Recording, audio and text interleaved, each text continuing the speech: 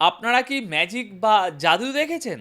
জাদুকর যখন স্টেজে রুমাল দিয়ে কিছু ঢেকে দেয়, পর মুহূর্তেই সেটা হাওয়া। আমাদের চোখের সামনে গত কয়েকদিন ধরে বাংলাদেশে ঠিক এই জাদুকরি খেলাটাই চলছে। কিন্তু সমস্যা হলো, এখানে রুমাল দিয়ে পায়রা উধাও করা হচ্ছে না, এখানে উধাও করে দেয়া হচ্ছে জলজ্যান্ত মানুষ। আর ধুলোয় মিশিয়ে দেয়া হচ্ছে আমাদের নিরাপত্তার শেষ ভরসাটুকু।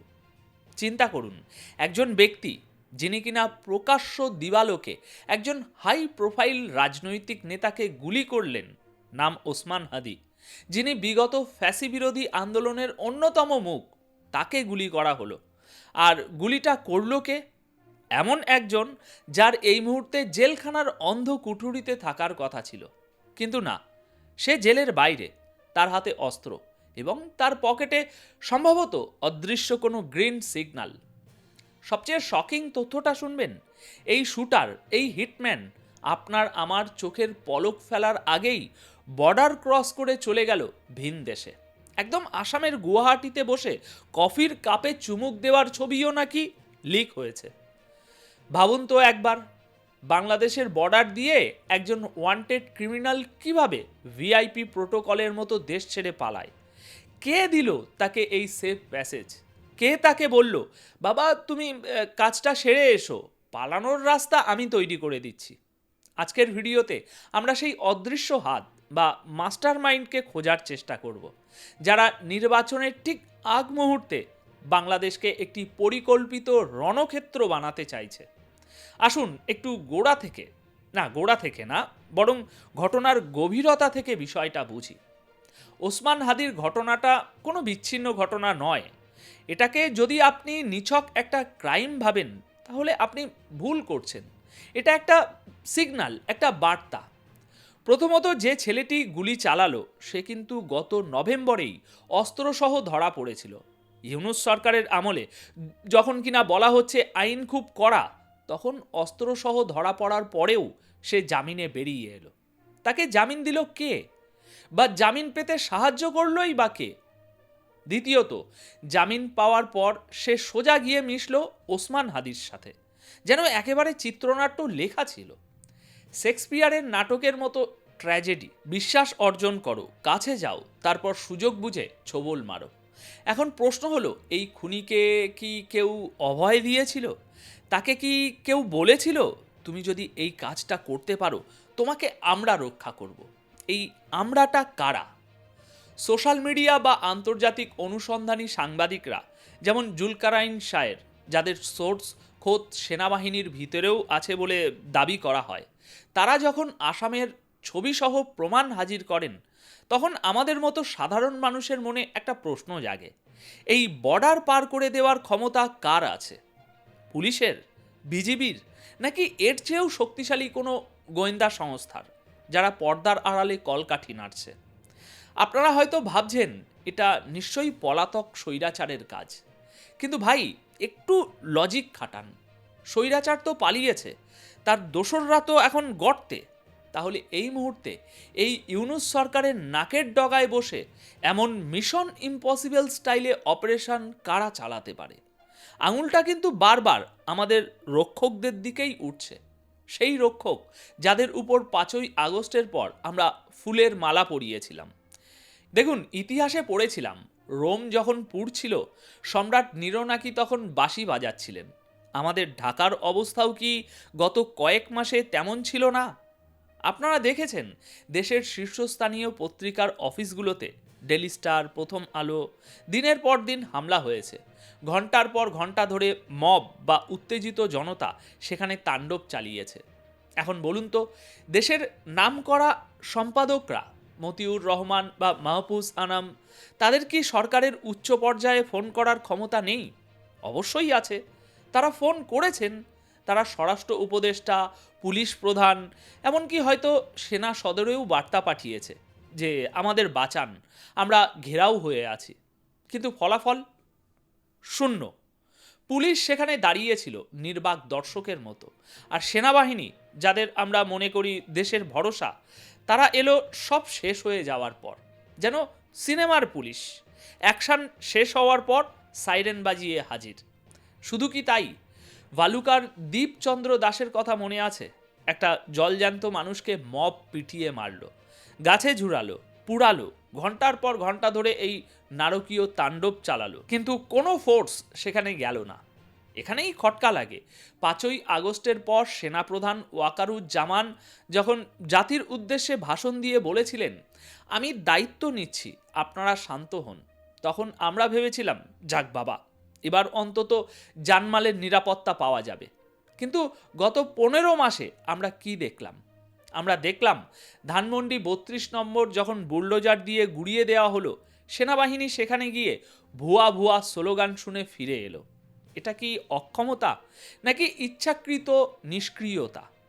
ইংরাজিতে একটা কথা আছে, ক্যালকুলেটেড সাইলেন্স বা পরিকল্পিত নীরবতা। কেউ কি চাইছে যে দেশটা অস্থিতিশীল হয়ে যাক? কেউ কি চাইছে যে নিরাপত্তা ব্যবস্থা ভেঙে পড়ুক, যাতে মানুষ আতঙ্কে থাকে?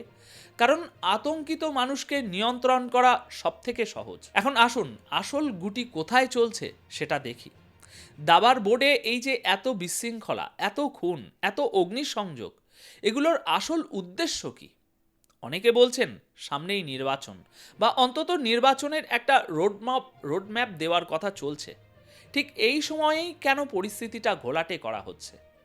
বিএনপি এবং তাদের সমর্থকরা একটা কথা খুব জোর দিয়ে বলছেন, তারেক রহমান দেশে ফিরবেন, এবং তিনি ফিরলে নাকি দেশে একটা রাজনৈতিক সুনামি হবে, ভোটের সুনামি।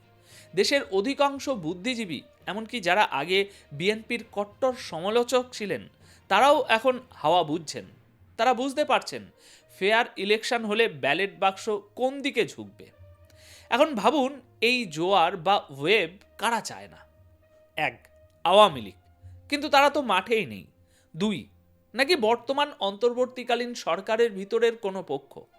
3, নাকি সেই সব রাজনৈতিক দল যেমন জামাতে ইসলামী বা নূতন গজিয়ে ওঠা কোনো প্ল্যাটফর্ম, যাদের হয়তো এখনই নির্বাচনে যাওয়ার মতো কোনো কনফিডেন্স নেই। এখানেই সেনাপ্রধান এবং সামরিক গোয়েন্দা সংস্থা বা ডিজিএফআই এর ভূমিকা নিয়ে প্রশ্ন উঠছে। বিশ্লেষকরা সন্দেহ করছেন সেনাবাহিনী বা তাদের ভিতরের একটা অংশ কি চাইছে নির্বাচনটা পিছিয়ে দিতে? তারা কি চাইছে পরিস্থিতি এতটাই খারাপ করে তুলতে যাতে তারা বলতে পারে, দেখুন ভাই, দেশের যে অবস্থা, এখন ভোট করা সম্ভব না, আগে যান বাঁচান, পরে ভোট। এই যে ওসমান হাদিকে মারার চেষ্টা, এটা কি আসলে তারেক রহমানকে একটা মেসেজ দেওয়া যে বাংলাদেশে এসো না, এখানে এখনো রক্তের খেলা চলছে? তাকে ভড়কে দেওয়ার জন্যই কি এই আয়োজন? কারণ তারেক রহমান দেশে আসা মানেই নির্বাচনী ডামাডোল শুরু হয়ে যাওয়া, আর সেটা অনেকেই চায় না। আর একটা থিওরি খুব জোরালোভাবে বাজারে চলছে, সেটা হলো খোদ সেনাবাহিনীর ভিতরের অবস্থা। আমরা বাইরে থেকে যা দেখি, ইউনিফর্মের ভিতরে কি সবসময় তকতকে থাকে? 5ই আগস্টের পর থেকে সেনাবাহিনীর চেন অব কমান্ড নিয়ে অনেক কথা হচ্ছে। আন্তর্জাতিক অপরাধ ট্রাইব্যুনালে গুম খুনের বিচার শুরু হয়েছে, সেখানে অনেক সেনা কর্মকর্তার নাম আসছে। এবার ভাবুন তো, আপনি যদি একজন উচ্চপদস্থ কর্মকর্তা হন এবং আপনি দেখেন যে আপনার সহকর্মীদের বিচারের কাঠগড়ায় দাঁড় করানো হচ্ছে, সেখানে আপনি কি খুব শান্তিতে থাকবেন? নাকি আপনি চাইবেন পুরো সিস্টেমটাকে একটু নড়বড়ে করে দিতে, যাতে বিচার প্রক্রিয়াটা বাধাগ্রস্ত হয়?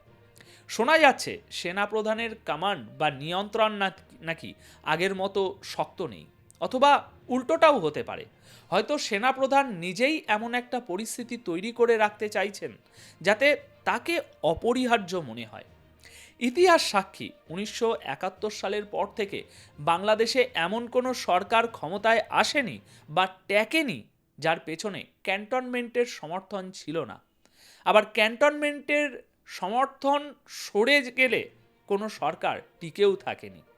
এখন প্রশ্ন হলো, এই যে ওয়াকার বাহিনী বা বর্তমান সেনা নেতৃত্ব, তারা আসলে কার হয়ে খেলছে? তারা কি জনগণের হয়ে খেলছে, নাকি তারা কোনো বিদেশি শক্তির ইশারায়, কিংবা নিজেদের অস্তিত্ব রক্ষার খাতিরে নির্বাচনকে একটা মরীচিকা বানিয়ে রাখতে চাইছে? এখন দর্শক, ভিডিওর একদম শেষে চলে এসেছি, তবে যাওয়ার আগে আপনাদের মনে মনের মধ্যে একটা কাঁটা বিধিয়ে দিতে চাই। আমাদের ছোটবেলায় একটা গল্প শোনানো হতো, বাঘ আসছে বাঘ আসছে, গ্রামবাসী ভয়ে তটস্থ থাকতো। এখানে আমাদের শোনানো হচ্ছে নিরাপত্তা নেই, নিরাপত্তা নেই। এই যে ওসমান হাদির উপর গুলি, এই যে মিডিয়া হাউসে হামলা, এই যে মব জাস্টিস, এগুলো কি আসলেই নিয়ন্ত্রণ করা সম্ভব নয়? আমাদের সেনাবাহিনী যারা জাতিসংঘে গিয়ে শান্তি রক্ষা করে বিশ্বের 1 নম্বর হয়, তারা কি নিজের দেশের একদল উচ্ছৃঙ্খল জনতাকে থামাতে পারে না, নাকি থামাতে চায় না? যদি তারা থামাতে না চায় তাহলে বুঝতে হবে ডাল মে কুছ কালা হে।